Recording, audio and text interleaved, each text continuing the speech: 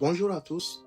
Aujourd'hui, je vais vous parler d'une norme essentielle pour toute organisation soucieuse de la santé et sécurité au travail, l'ISO 45001. Saviez-vous que cette norme peut transformer la culture santé-sécurité de votre organisation tout en réduisant considérablement les accidents et risques au travail? Est-ce que vous le savez?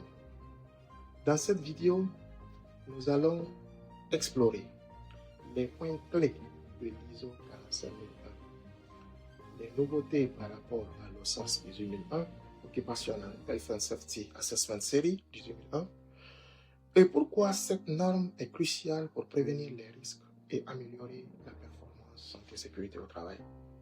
Alors, installez-vous confortablement et prenez des notes et découvrez comment adopter cette norme peut révolutionner votre approche de la santé et sécurité au travail. 1. Les points clés de l'ISO 45001, les 10 chapitres. ISO 45001 repose sur une structure à 10 chapitres, organisée selon la High Level Structure HLS, pour une intégration facile avec d'autres normes ISO, comme la 9001 ou la 14001. Voyons ces chapitres. Domaine d'application, qui définit les objectifs et le périmètre du système de management santé et sécurité au travail, les références normatives, qui sont les bases techniques qui soutiennent la norme, et les termes et définitions qui clarifient les concepts clés, le contexte de l'organisme, qui analyse les enjeux internes et externes, ainsi que les attentes des parties intéressées, leadership et participation des travailleurs.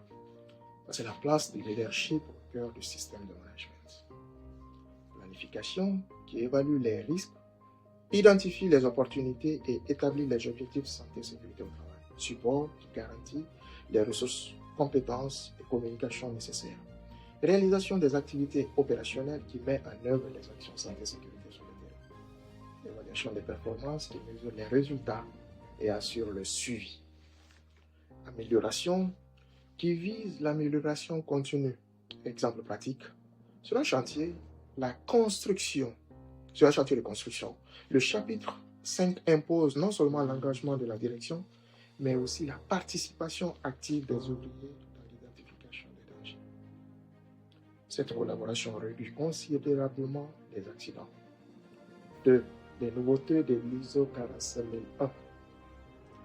Par rapport à l'OSAS 18001, l'ISO 45001 introduit les changements majeurs, comme leadership renforcé. La direction doit incarner les principes SST et s'impliquer activement au-delà de la simple signature de la politique.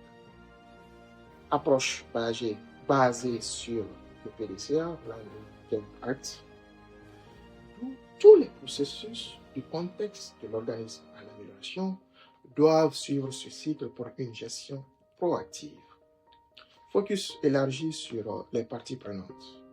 L'organisation doit inclure non seulement les travailleurs, mais aussi les communautés locales et les partenaires. Exemple pratique. Dans une mine, le leadership renforcé implique que les superviseurs participent activement à la prévention des risques, tout en intégrant les retours des opérateurs sur le terrain. Pourquoi adopter l'ISO 45001? L'ISO 45001 est bien plus qu'une norme.